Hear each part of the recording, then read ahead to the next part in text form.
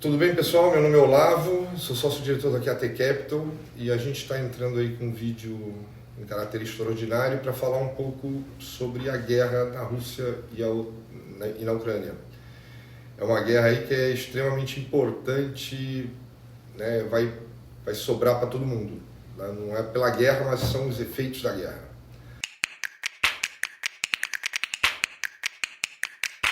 Entrar um pouco no contexto histórico, que eu acho que é importante a gente entender como é que a gente chegou lá, como é que o mundo chegou lá, enfim, a Rússia chegou lá.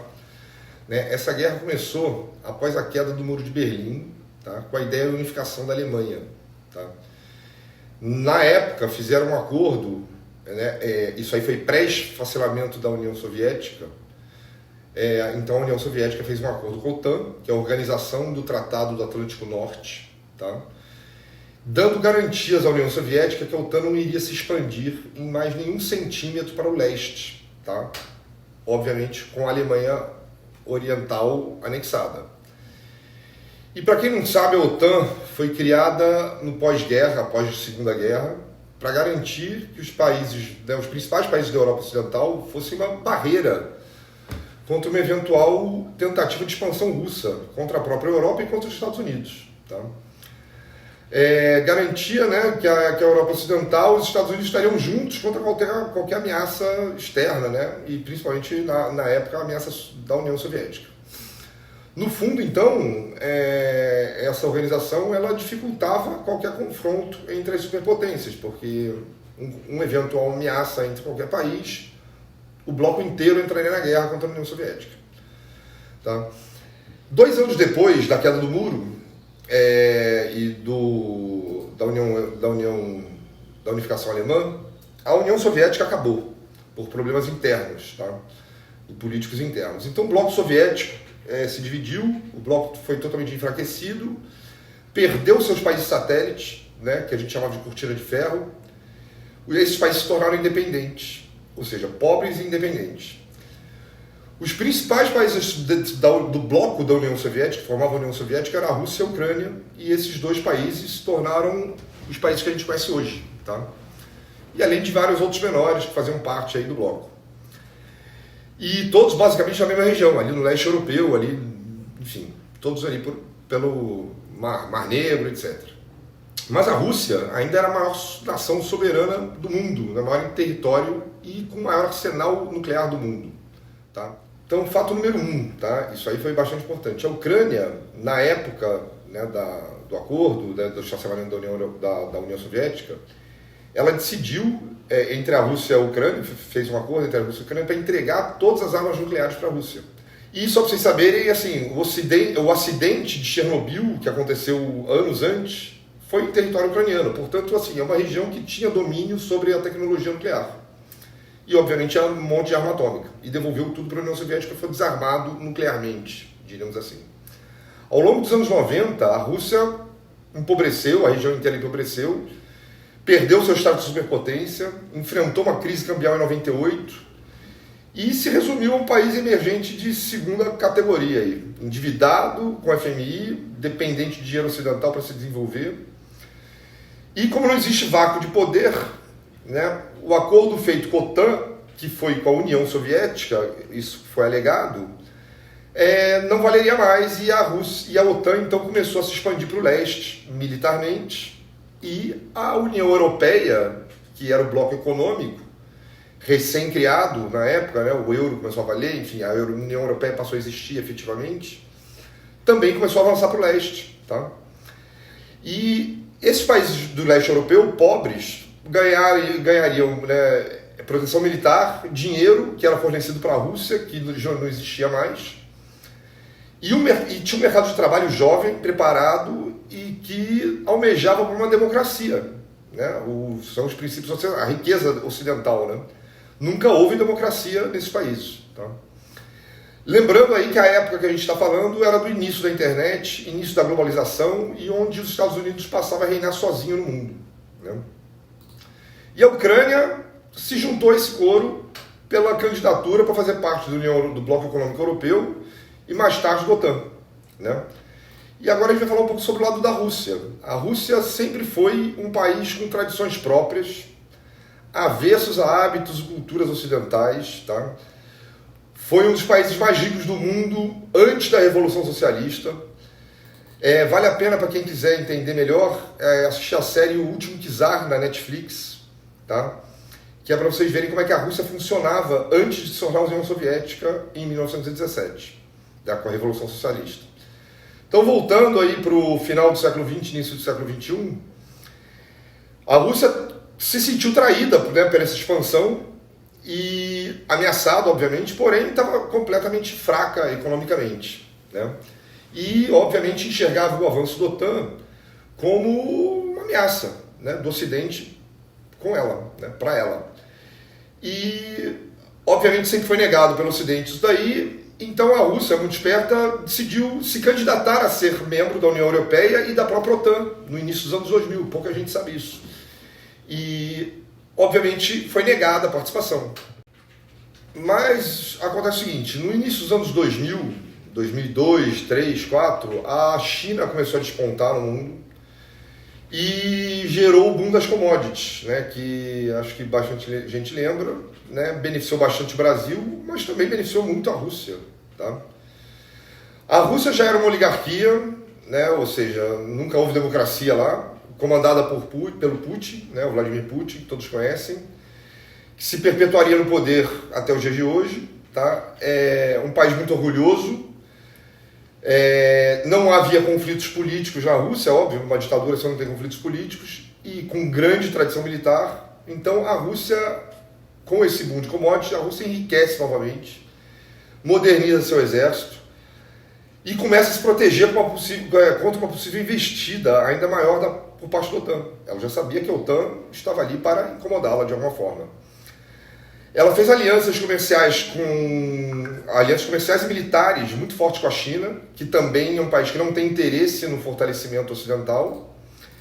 E como todo bom estrategista, o Putin, né, passa, e sem ser poder tirado do poder com uma eleição, né, ele pode aguardar um momento ótimo para começar uma investida contra o Ocidente, né, que estava humilhando ele, literalmente.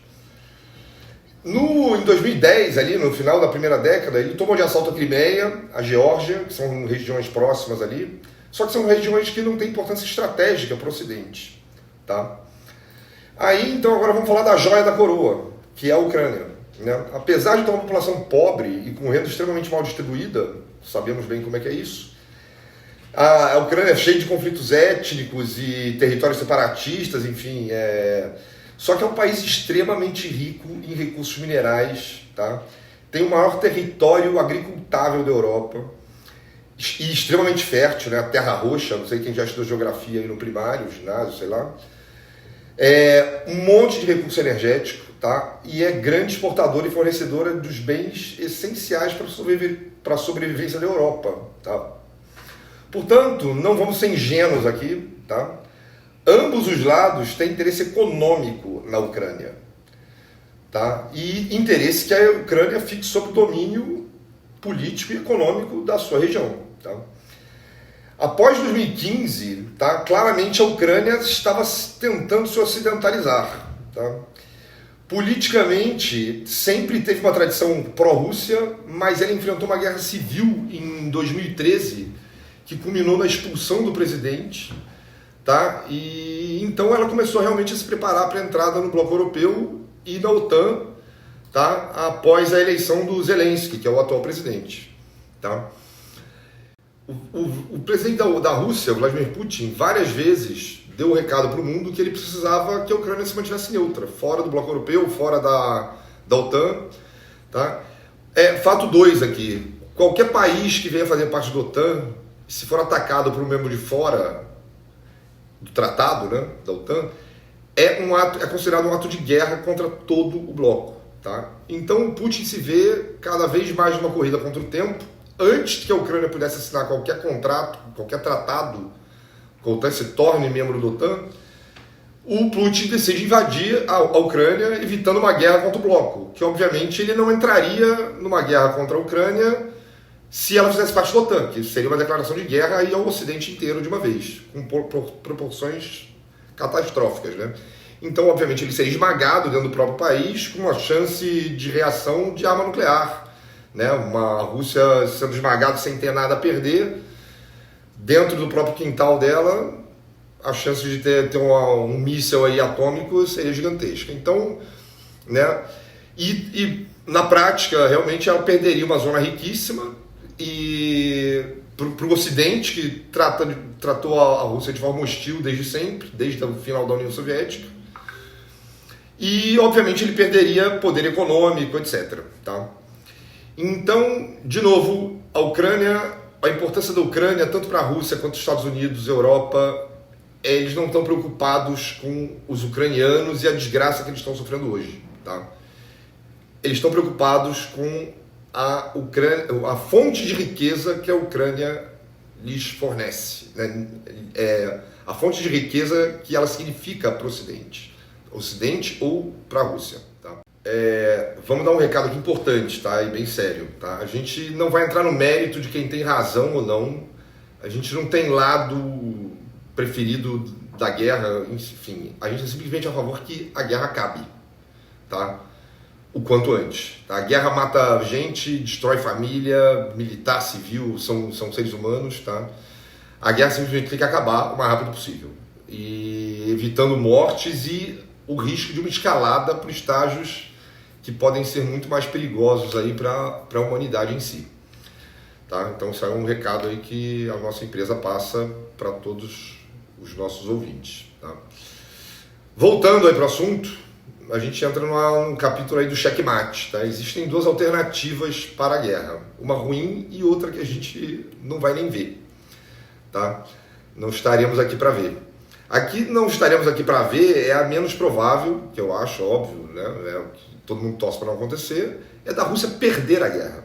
Não, a Rússia perder a guerra, sim. Perder a guerra significa que a OTAN entrou na guerra e provavelmente a gente caminha para um cenário nuclear. Ou seja, devastação total que ninguém quer. Então, a Rússia perder a guerra significa que a OTAN entrou na guerra e a chance de uma escalada nuclear é imensa. E a alternativa ruim é a Rússia ganhar a guerra. Por que ruim a Rússia ganhar a guerra? Não pelo fato da Rússia ganhar a guerra, ou seja, a gente não tem lado, tá? Mas por conta das consequências, tá, da reação irresponsável, vou dizer de novo, irresponsável que o Ocidente está tendo, tá, em expandir os efeitos da guerra com sanções econômicas violentíssimas contra a Rússia, algo que nunca se viu antes. Tá? Obviamente, haverá retaliação e essa retaliação não é pequena.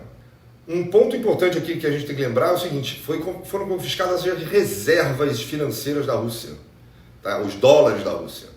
Isso aí é uma loucura total, porque a China tem 3 trilhões de dólares de reserva e obviamente ela está vendo isso. E a gente pode ter aí um momento, uma desova de reservas financeiras de dólar em prol de outras coisas, ouro, commodities, sei lá o quê, e a gente pode levar só uma derretida do valor do dólar. Tá? Então essa é a arma que o Ocidente está usando, a arma pacífica que o Ocidente está usando para agredir a Rússia. E no momento que a Rússia ganhar a guerra, né, a Rússia vai mostrar que, né, não pode brincar com a Rússia. E ela vai usar as mesmas armas que o Ocidente está usando contra ela. Então, usando as mesmas armas que o Ocidente vai usar contra ela, só que o seguinte, ela vai promover um desabastecimento energético de alimentos e uma crise econômica, eu acho que maior do que a do Covid, que a gente viu em 2020. Tá? A gente já tem no mundo uma inflação contratada, a gente está falando isso há um tempão, devido aos gastos extremamente elevados com a pandemia. Né? Tanto a Europa e os Estados Unidos estão com as suas economias e moedas aí extremamente fragilizados, à beira de uma crise inflacionária que a gente não vê aí há 40 anos. E com a retaliação russa pós-guerra, a gente vai ver uma crise muito maior acontecer e acompanhada de uma recessão gigantesca. Tá? Então a Rússia vai gerar um encarecimento gigantesco na energia, via aumento do petróleo e do gás, um aumento do milho, que é a ração para proteína, né? Proteína animal, ou seja, a proteína animal vai subir porque o milho vai subir. A gente vai ver um encarecimento colossal dos fertilizantes, que vai pegar a agricultura em geral ele é o principal fornecedor de fertilizantes do mundo. O encarecimento do trigo, que vai bater em carboidrato, macarrão, pão, etc.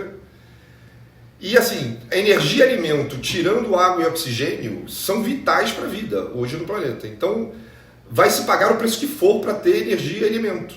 Tá? Então, é um recado ruim, mas se preparem pelo que vem pela frente. Eu acho que todos. Né? A reação do Ocidente, né, pró-Ucrânia e contra a Rússia é em vão. Porque se a Ucrânia ganha a guerra, o Ocidente, o mundo não existe mais. Porque a gente está vendo um desfecho nuclear. A guerra está aí. Ponto. A gente tem que lidar com ela. Então o Ocidente deveria ter ficado neutro, a Ucrânia poderia ter sido dominada facilmente, com pouquíssimas baixas. Infelizmente, faz parte do jogo político do mundo.